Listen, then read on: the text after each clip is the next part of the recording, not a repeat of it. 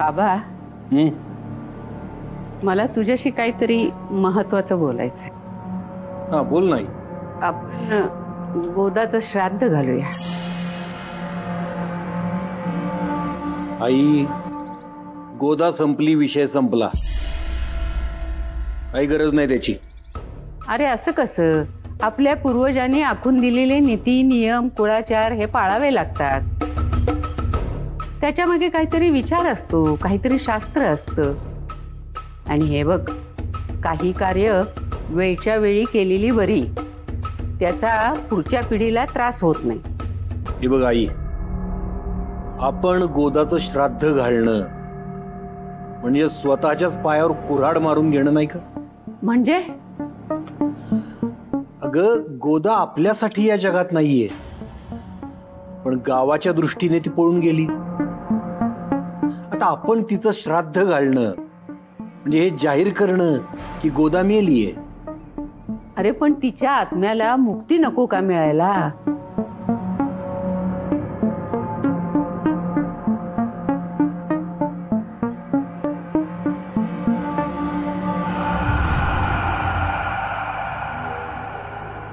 शंकर,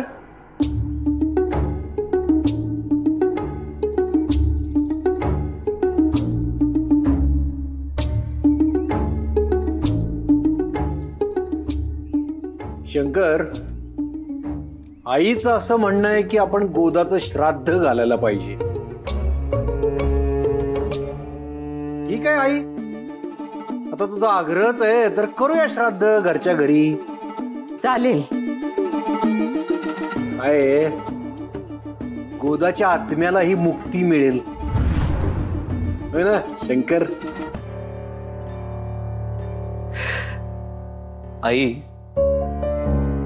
मी, भिकाजी, दादा आम्ही लहानपणी खूप खूप खेळायचो. आणि त्यावेळी ना दादाचा एक आवडता खेळ होता. दादा काय करायचं माहितीये? एक चिमणी पकडायचा आणि त्या चिमणीच्या पायाला दोरी बांधून ठेवायचा आणि मग तिला म्हणायचा, आता उड, उंच उंच उड, उंच भरारी घे. त्या चिमणीची खूप तडफड व्हायची ग, खूप तडफडायची. पण शेवटी ती चिमणी काही मुक्त झाली नाही.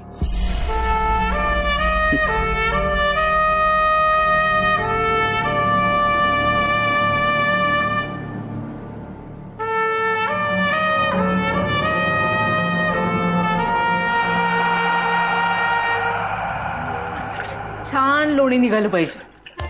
गरम गरम भाकरी आणि लोणी बघितलं ना, पोरं पोटभर जेवतात. ठरलं भाई एकदाच. ठरलं का? बरं झालं. पण काय ठरलं? श्राद्धाचं. कुणाच्या? तुला बाई सगळं उलगडून सांगावं लागतं. कुणाच्या काय? गोदाच्या. पण सासूबाई त्या गेल्यात कशावरून? अगं, तुला घरात वावर जाणवला नाही का? श्राद्ध घातलं तर तिला बिचारीला मुक्ती तरी मिळेल. अरे ते सगळं गाडीत.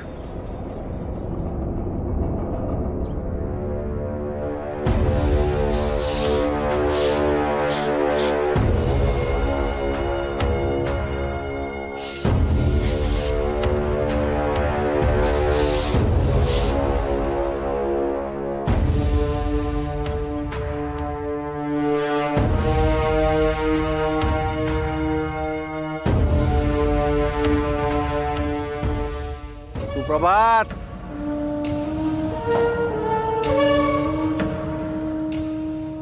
नमस्कार.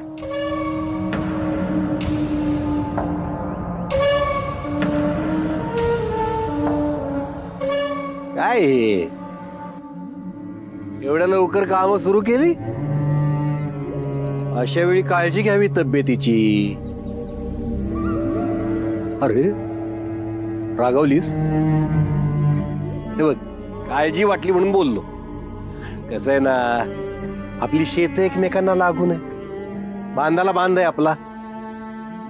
त्या न्यायानं आपण शेजारी झालो ना. मग शेजार धर्म पाळायला नको? शेजार धर्म बघितलं ना मी तुमचा शेजार धर्म माझ्या लेकीच्या बारशा दिवशी.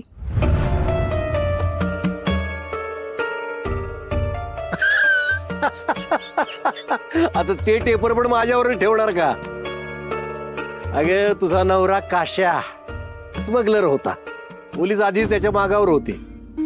आता ते नेमके बारशाच्या दिवशी आले, त्यात माझा काय दोष आहे? आता तुझी पण काय चूक आहे म्हणा.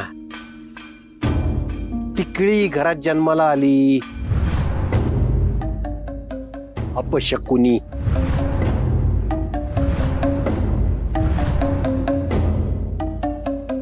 मग ती तिकडी आहे म्हटल्यावर तिला पण नाहीच करायचं?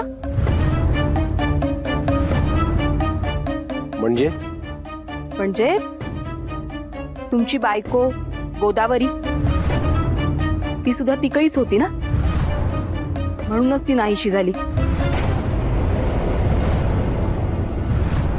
काय बोलतेस कळतंय का तुला?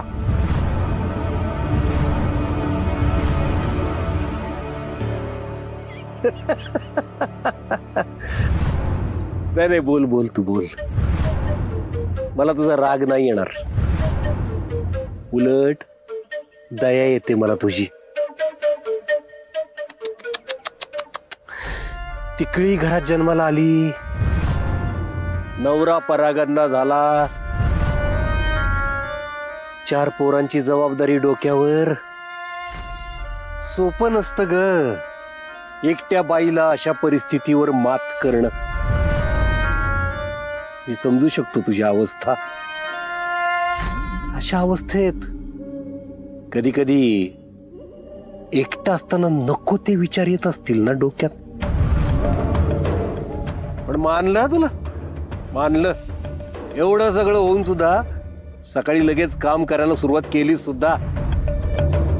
पण खरंच मला तुझी अवस्था बघवत नाही ग. नाही, तू मला पाण्यात बघतेस, माझा राग करतेस, पण एकदा माझ्याशी चांगले संबंध ठेवून बघ. मी तुझ्या पोरांना आणि तुला काहीच कमी पडू देणार नाही. ए, लाज नाही वाटत आहे तुला माझ्याशी अशा भाषेत बोलायला? शी, मला किळस वाटतेय तुझी. आणि तुला कोणी सांगितलं रे मला आधाराची गरज आहे म्हणून? वाईट नजर आहे तुझी. दरवेळी परिस्थिती बघून असाच फायदा घेतलास ना बायकांचा. पण एक लक्षात ठेव, एक वेळ कोयत्यानं मी माझी मान धडा वेगळी करेन, पण तुला माझा फायदा घेऊ देणार नाही. आणि काय म्हणालास?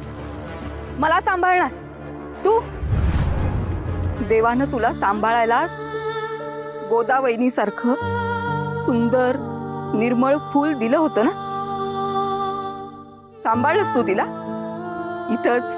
इथंच तडपडत होती ती पाण्याच्या एका थेंबासाठी.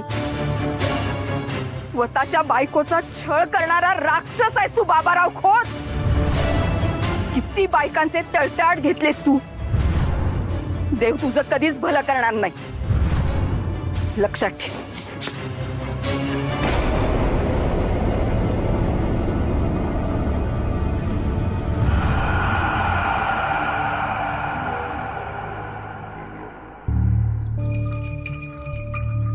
आई,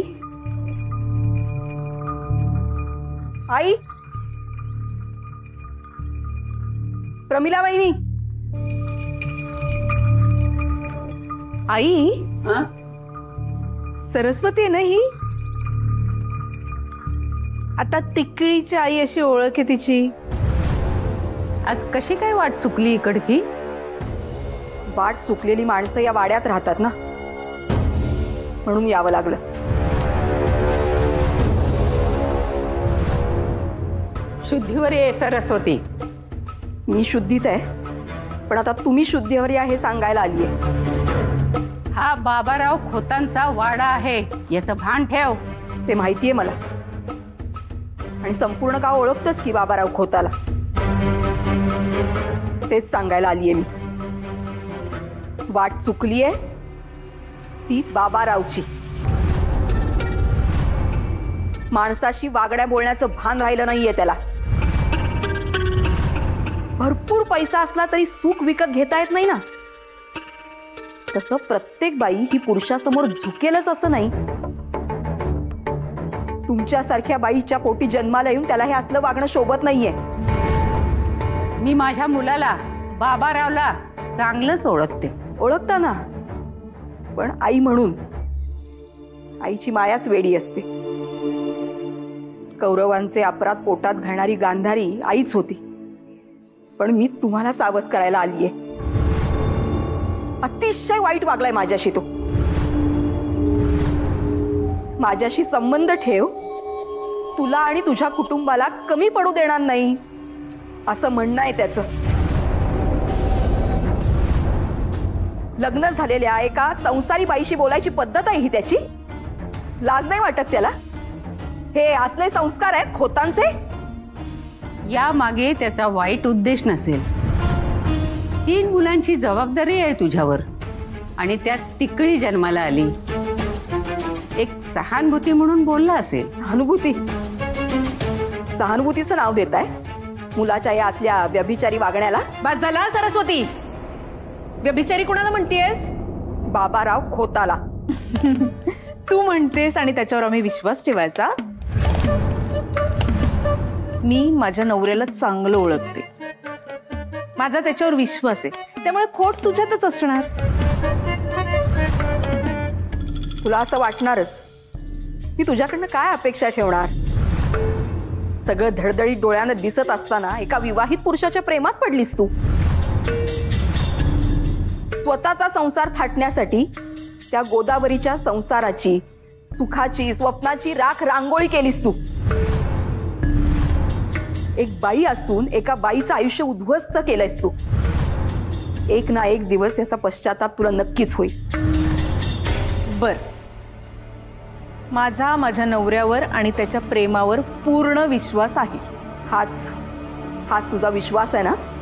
तो तुझा घात करेल. सावध हो प्रमिला.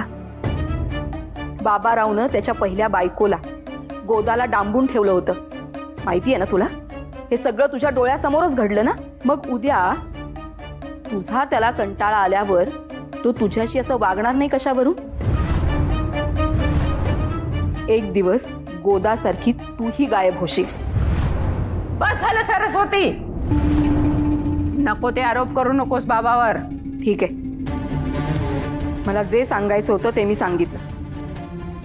तुम्ही आई म्हणून मुलाच्या चुका पदरात घेताय ते मान्य आहे, पण योग्य वेळी मुलाची कान उघडणी करणं हे सुद्धा आईचंच कर्तव्य आहे. येते मी.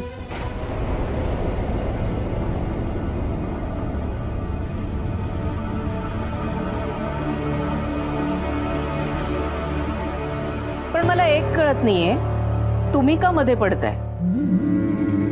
सरस्वती काय करते, तिचे कोणाशी संबंध आहेत, याच्याशी तुमचा काय संबंध? तिच्या वैयक्तिक आयुष्यात का डोकावताय तुम्ही? असं कसं? अरे समाज आहे हा. कुणी कसंही उधळण्यासारखं वागून कसं चालेल? आणि बाईच्या वागण्याला थोडा तरी लगाम पाहिजेच. आणि पुरुषांनी बेताल वागायचं हे चालतं?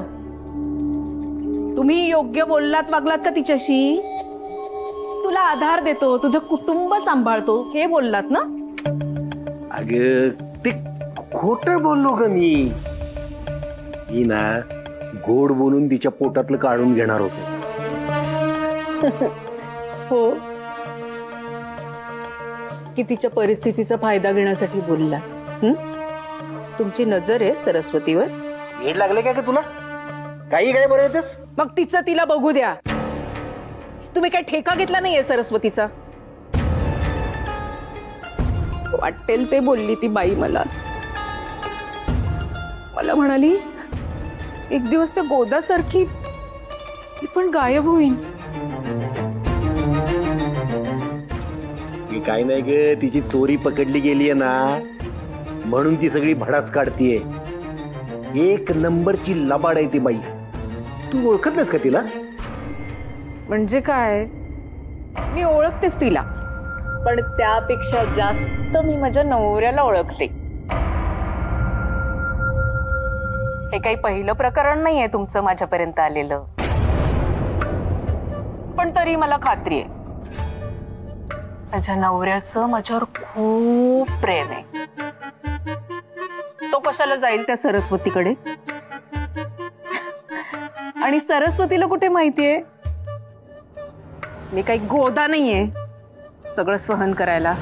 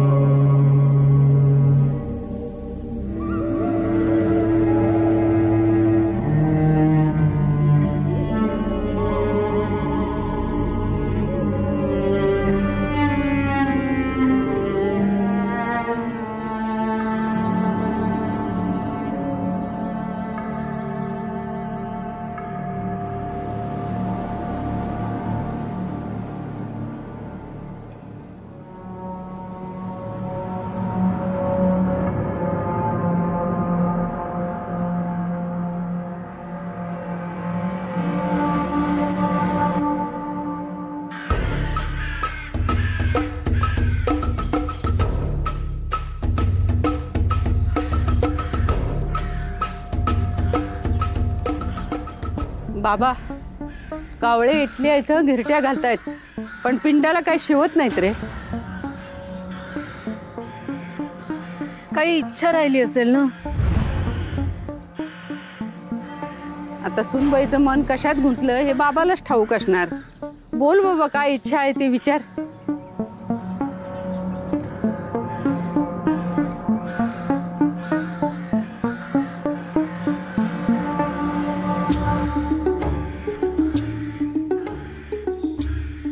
तुझी तगमग तळमळ समजते मला बहिणी, आणि तू तुझ्या मारेकऱ्यांचा बदला घेतल्याशिवाय मुक्त होऊ नकोस.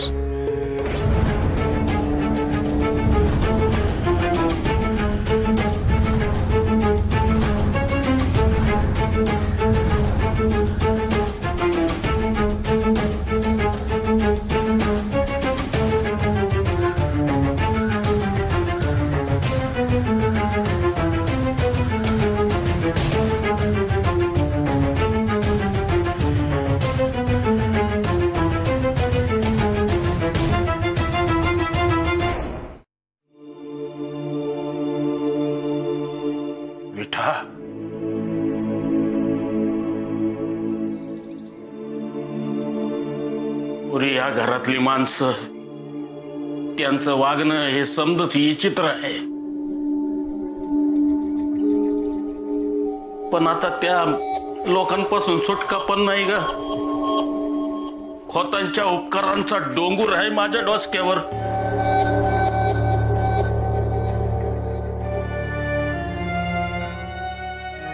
पुरी पुरी तुझा हा बाप लाचार आहे, मनाला पटत नाही माझ्या. जीव घुसमटतो आतल्या आत, पण सहन करण्या पलीकडे दुसरा काय रस्ता पण नाही ना माझ्याकडे. माझ्यासारख्या दरोडेखोराच्या पोरीशी कोण लगीन करणार याची काळजी होती मला पुरी, नाही असं नाही. पण काही वर्षापूर्वी मला पोलिसांनी जेलात डांबलं, तेव्हा बाबाराव खोत मदतीला धावून आले माझ्या. आतापर्यंत जेलात सडत राहिलो असतो मी, पण बाबारावांनी लई खटपट करून पैसा खर्च करून मला जेलातून बाहेर काढलं, नवीन आयुष्य दिलं, नवीन ओळख दिली.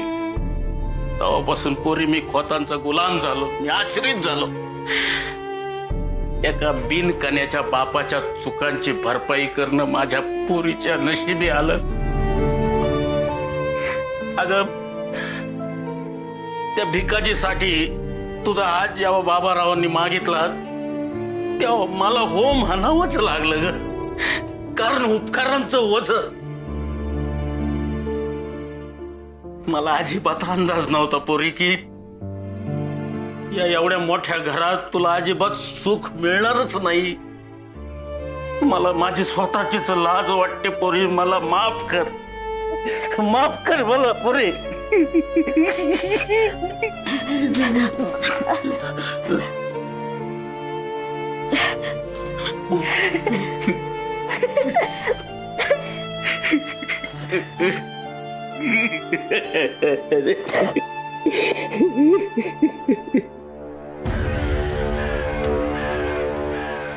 लांबून फिरतायत फक्त, पिंडाला काही शिवत नाहीत कावळे.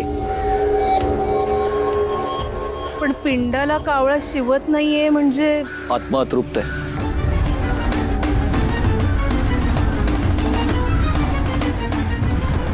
काहीतरी बरळू नकोस. तसा प्रत्यय येईल. शंकर, पिंडाला कावळा शिवत नाहीये म्हणजे वहिनीचा आत्मा अजून मुक्त झालेला नाहीये. ती इथेच आहे आपल्या आसपास.